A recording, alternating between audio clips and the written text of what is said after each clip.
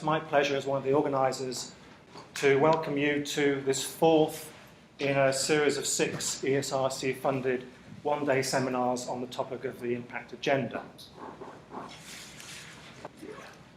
So this seminar series adopts an interdisciplinary perspective to examine and clarify the concept of impact, particularly in the context of academic research in the humanities and social sciences.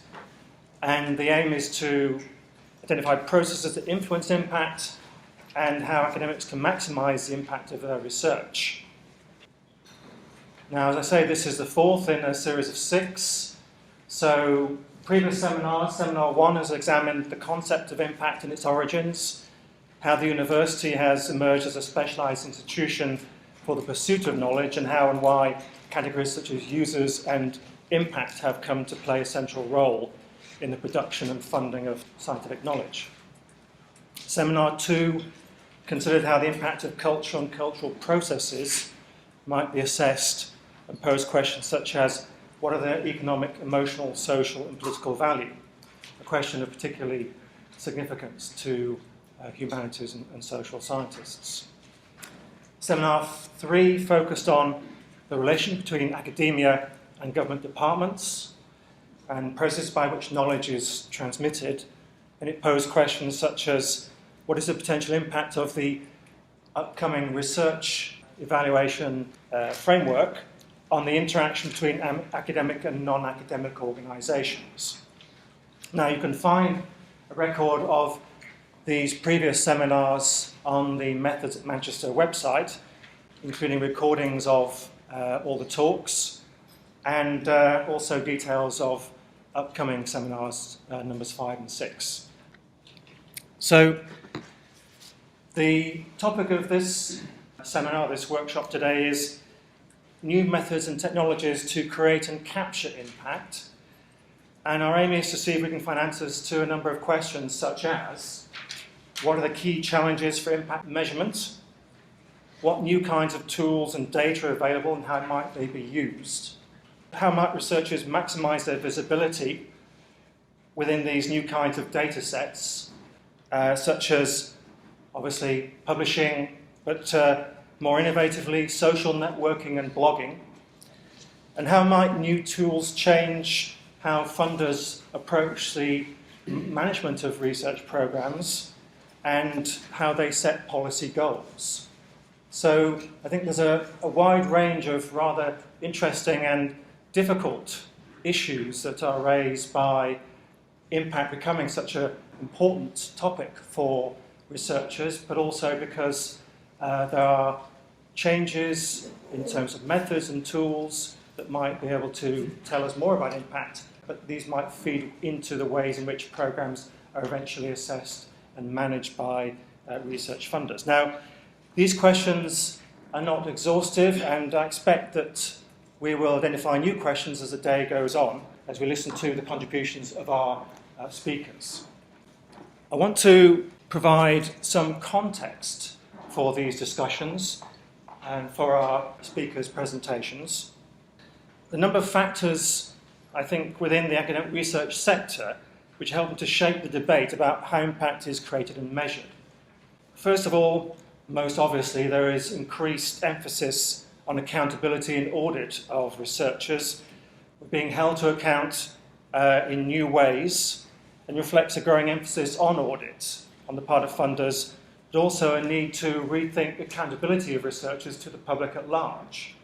Secondly, we're experiencing a range of technologically driven innovations in research methods which open up new ways of measuring impact. And finally, and partly because of new technologies as well, there are new approaches to scholarly communications as researchers question traditional ways of publication and begin to experiment with new ways of sharing ideas, resources and findings, both within their communities but also more widely. So let me first of all look briefly at accountability and audit. So obviously, as we see in the UK, with first of all the research assessment evaluation, and now latest version of that, the Research Excellence Framework, funders are under increasing pressure to demonstrate the economic and social impact of their research programs, and researchers are under pressure as a consequence to prove that their work does have impact. At the same time, recent events such as ClimateGate underline the contested nature of research findings and has brought into focus the question of public trust in research. And funders are recognising the importance of more effective public engagement if a crisis of trust in research is to be avoided. So this adds to the pressure on the research community to explore new ways to communicate with different audiences. And as we shall see, solutions range from open access, making research outputs freely available to the public, to what's referred to in some circles as open science, where proponents argue for exposing the whole research process to public scrutiny. And I think we'll hear some interesting ideas about that later on today. Secondly, then, turning to technologically driven innovations in research methods, we've seen over the past 10 years, as a result of programs such as eScience in the UK, cyber infrastructure in the US, there's been an emergence of an array of innovations in digital research infrastructure and tools, which it has been argued are essential to tackle a deluge of data that's happening across almost all disciplines. Now, it is of course evident, as we'll hear I think from our speakers today, that we can use these tools to create more powerful infrastructure to the problems of measuring impact, as indeed this recent GIST call points to. A side effect of the adoption of new research tools, digital tools and infrastructure, is of course that the digital footprint that researchers create as they go about doing their work is growing in terms of scale and richness, making it possible to expose the work of researchers in more detail to public scrutiny and audit. So this is the kind of data which might be harvested for purposes of future research impact evaluation. Finally, what I refer to as new approaches to scholarly communications. Beginning with the idea of open access in the 1990s, we've seen a number of new ideas about how to improve communication of research findings to different audiences. So, open access principles state that users should be able to access, copy, distribute and display material publicly, to print copies for private use and to distribute derivative works. And open access, in which research outputs have become freely available, has been growing over the last 10 to 15 years, as this two graphs demonstrate. What's called gold open access, where research outputs are freely available from the moment of publication in open access journals. You can see here how across different disciplines that's beginning to become quite commonplace. And then green open access, in which research outputs become freely available after due time following publication under normal restrictions. And we can see again that public access or open access of these two flavours is becoming quite commonplace. If we look at the bottom graph there, we can see the growth in the numbers of open access journals over the last 10 years or so. My source for this is Wikipedia, by the way, which of course one might categorise as being one of those experiments in scholarly communications that are beginning to inform how we might assess research impact now and in the future. Okay, so that's open access, but innovations in scholarly communications don't stop there, don't stop with just making research outputs freely available to the public at the point of publication, but they also now include ideas in which a much wider range of research materials are made available. And this goes under the general term of open science. So open access is kind of evolving to not only address the open availability of research publications, but also all the materials that go into the scientific process, into the research process.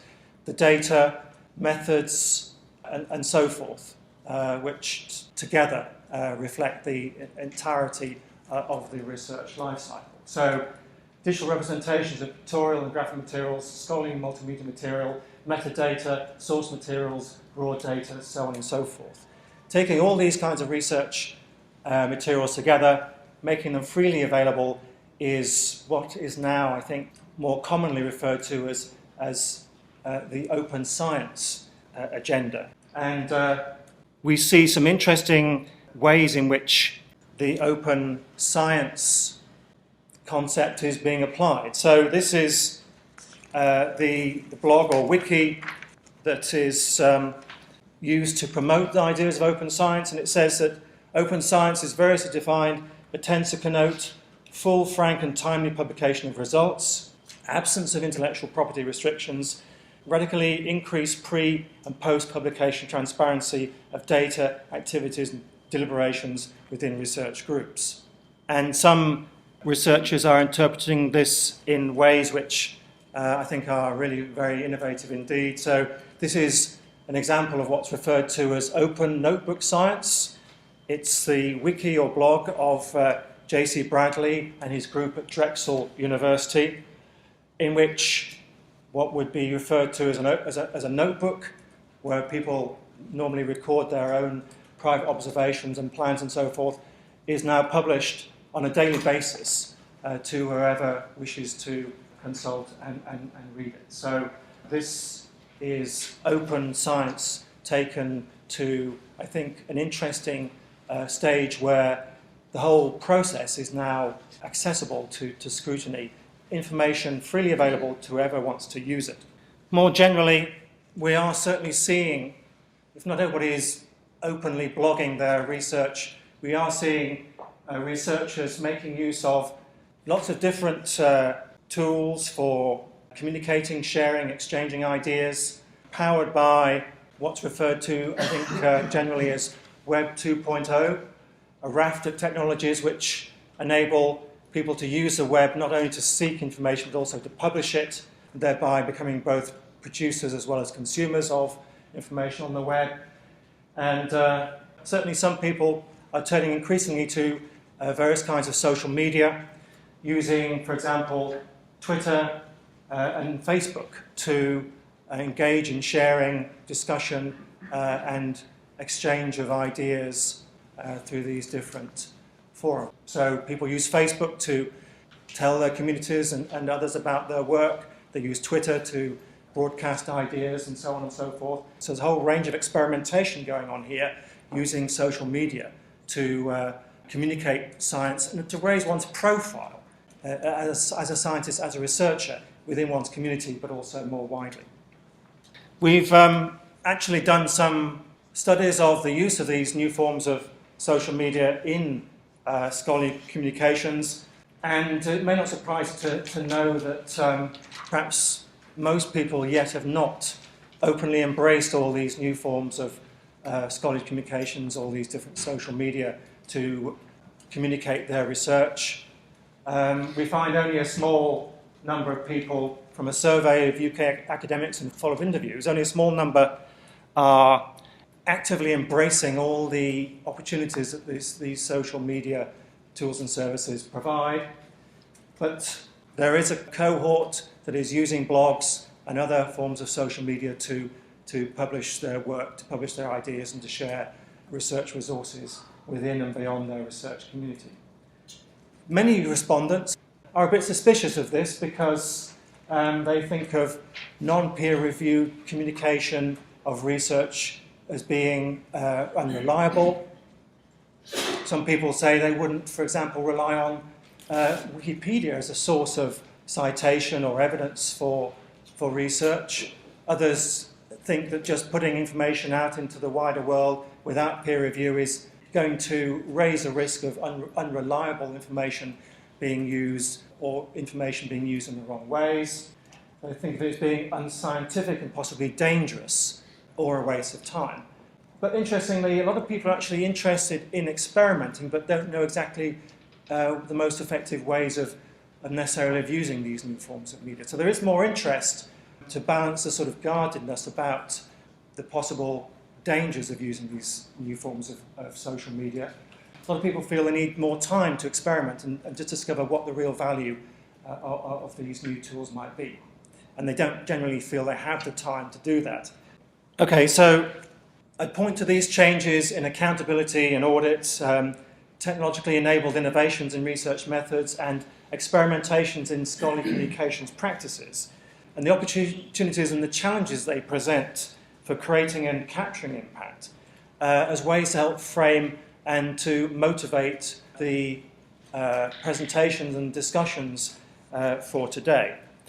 And turning to those presentations, I'm very pleased to welcome 4 speakers to discuss from different perspectives the impact agenda and ways of creating and measuring impact. We have Liz Allen from the Wellcome Trust, who leads the evaluation team there and responsible for developing methodologies and implementing approaches to enable impact to be defined. And she's going to talk about funder perspectives on impact.